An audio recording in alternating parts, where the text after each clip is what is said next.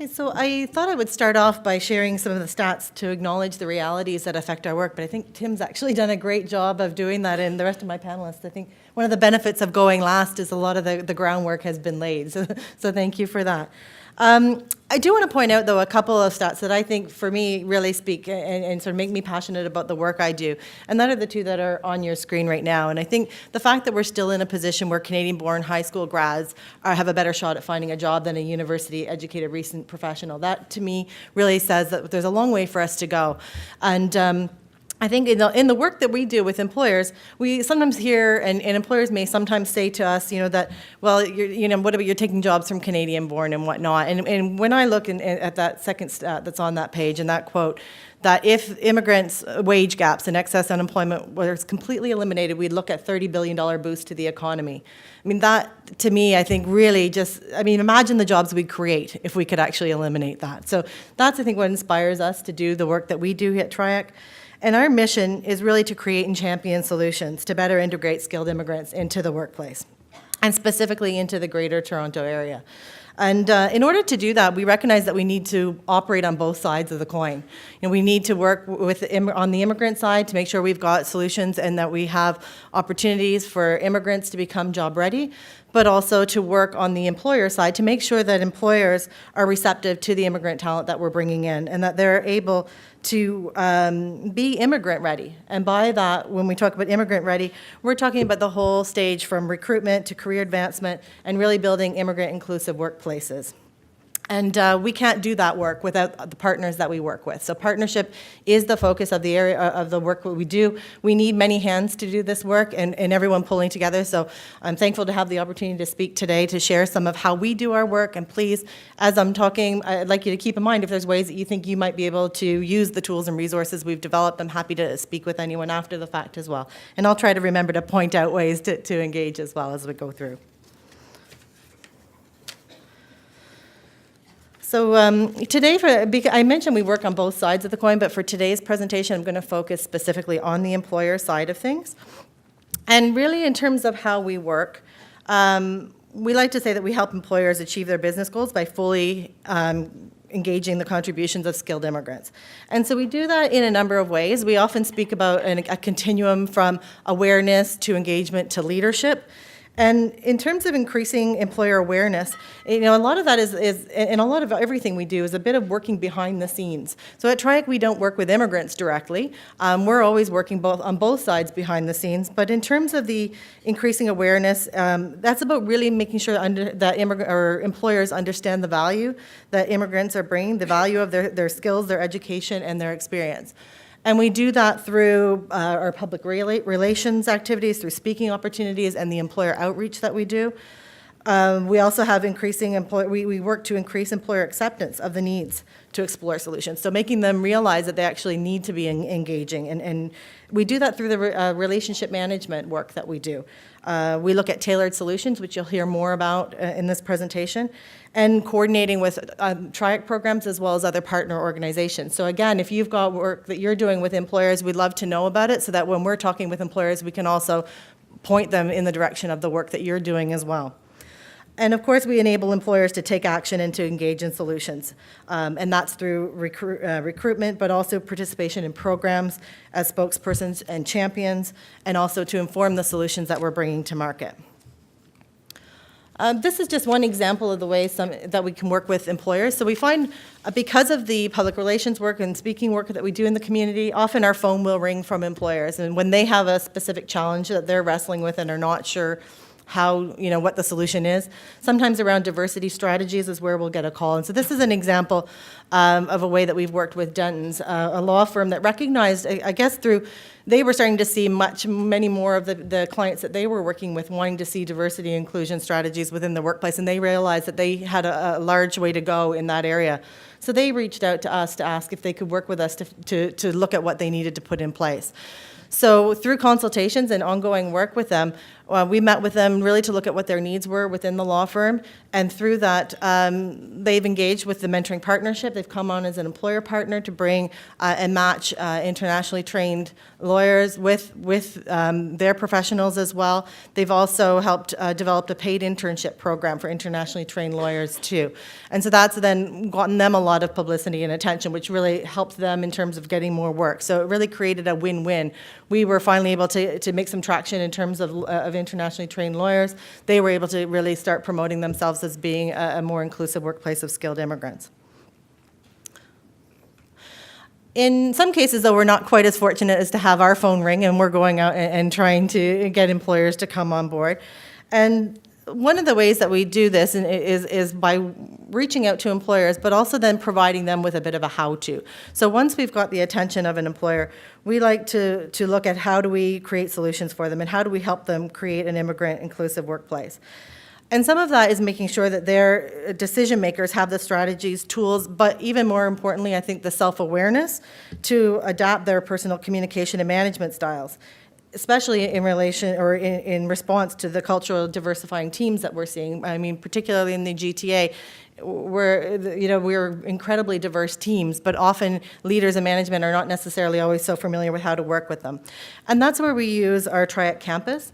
This is an online learning hub that provides resources and training that can help individuals and organizations become better at creating immigrant inclusive workplaces. We recognize that the ability to manage and work within culturally diverse teams is an increasingly important and relevant skill for anyone working in the GTA. And Angelique, I couldn't help but think as you were talking as well, something like this might be very useful as well in areas where maybe there aren't so many immigrants in the workplace yet. If retention is a key, and that's something I think we know here, we want immigrants to not only get in the door, but to thrive once they're in the workplace. This is a wonderful tool, and it's available for anyone to use. So if anyone is interested in working with employers, this is a great tool that can be used anywhere. The information that is on the campus website is largely based on the HR life cycle, so we can support an employer regardless of where they are in that continuum. We find often when we're working with employers, people will reach out at all stages. So one way we like to work with an employer is we have an inclusive workplace index, which is a self-assessment tool that our staff can use with an employer to get a sense of where they are in engaging immigrant talent in their workplace. And so they may be in, their needs might at any given time focus on the pre-hire activities in terms of recruiting and assessment and selection. So they may need help in even designing their interview questions or their job descriptions. They may not know how to do that so that they're attracting a wide talent pool. But they also might need help more in terms of onboarding and some of the post-hire in terms of the long-term talent and performance management needs. And then it may be on their team side as well. It may be communications and team dynamics, working with culturally diverse teams. So there's a lot of resources there. As I say, we like to sometimes use the Inclusive Index Workplace to really see and create a learning path for that specific employer so that they can get exactly what they need at any given time. But some employers like to go in and browse the catalogs and self-select what they want to use. And we have over 90 resources that are available on that site. Everything from training videos, facilitated workshops that they can then use in-house to work with their staff. It's sort of a ready-to-go system. So and then for others, we can also design in-house and more specific training and resources, perhaps lunch and learns and facilitated trainings and support. So we do that sort of as need be. And so since we've launched Campus, we've had a lot of success with it. We've now had about almost 2,800 users on the site, which is great. About 60% of that is employer users, 24% employment service agencies, and 11% consultants. So we imagine the 11% consultants are probably also using it with their employers that they're servicing. So probably in that 60 to 71% range uptake with the employer community, which is very exciting for us.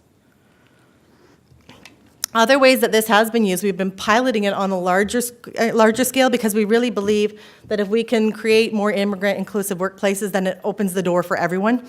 as I said, we like to work a bit behind the scenes and try to influence sort of from our position. And so we've been really excited to see RBC come on board and pilot with this. They've taken our 6 of our modules and embedded them within their learning management system so that their staff actually are using it through the RBC campus. They've translated one of our modules into French, and we're looking at hopefully translating more of the modules into French over the next upcoming years.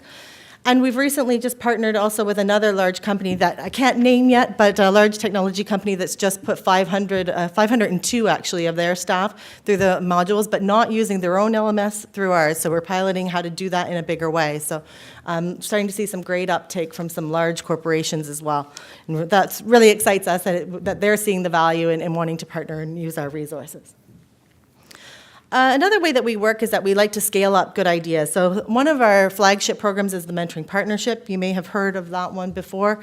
This is a mentoring partnership in which we work with 23 employer partners and 15 partner agencies here in the Greater Toronto Area, where we match Canadian professionals with skilled newcomer professionals in their field. And during the Mentoring Partnership, the mentor and the mentee focus on workplace culture in the Canadian context, information about profession, industry, and sector, and networking and building professional relationships. So we like to call that the win combination.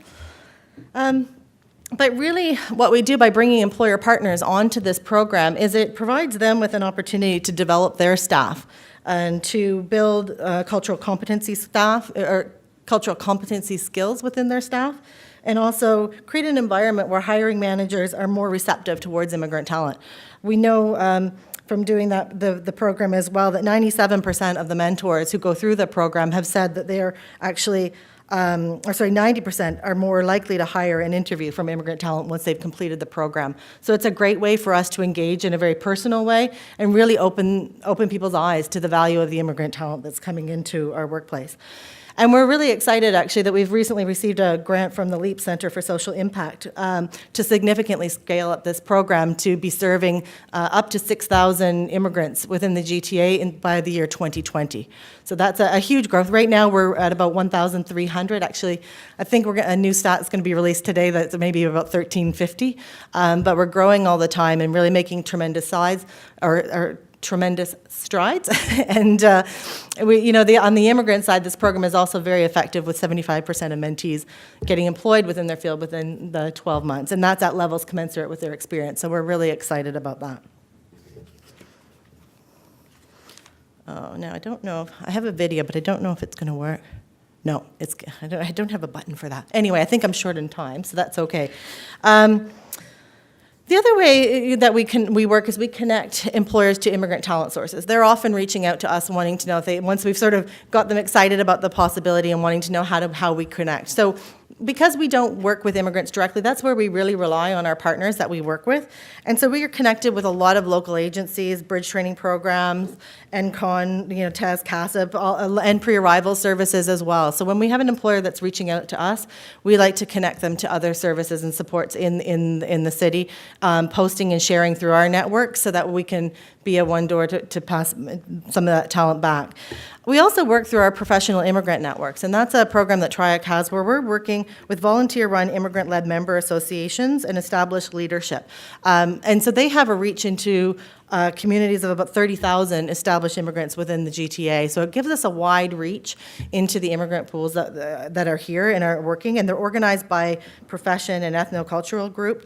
And so it's a great resource for employers to be able to tap into an untapped talent pool that they may not have otherwise been aware of or may not be reaching, as so many immigrants don't necessarily connect immediately to agencies and services. So it allows us to fill that need.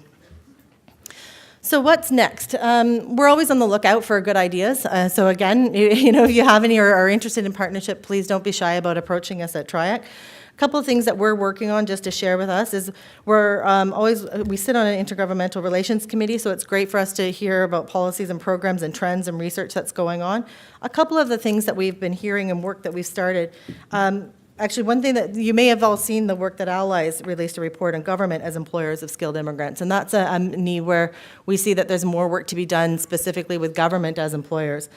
And so we, in February last year, we held a forum, Bridging the Gap, Building Employer-Inclusive Workplaces in the Public Sector. That's work that we continue to do. There was a lot of interest, great attendance that came out to that to really explore how we work forward, and we continue to do that work, and we'll be working more towards that in the next year. And also, we recognize, again, the work in underemployment. So it's one thing we're, I think, doing a much better job getting immigrants in the door, but now to how do we make sure that they're really moving through the ranks, and for those that are stuck underemployed, how do we get them out? And we've also are now starting with a pilot. I can't again announce the name, but probably, hopefully in the next couple months you'll hear more about it. But again, another large financial institution has come on, and we're piloting an underemployment program, working with immigrants that are currently employed with them to create a career path through 2 levels commensurate with their experience. So we're really excited to see where that goes, and I'm sure you'll be hearing more. Again, I want to thank you very much for your time today, and please approach if you have other ideas or ways we can help. Thank you.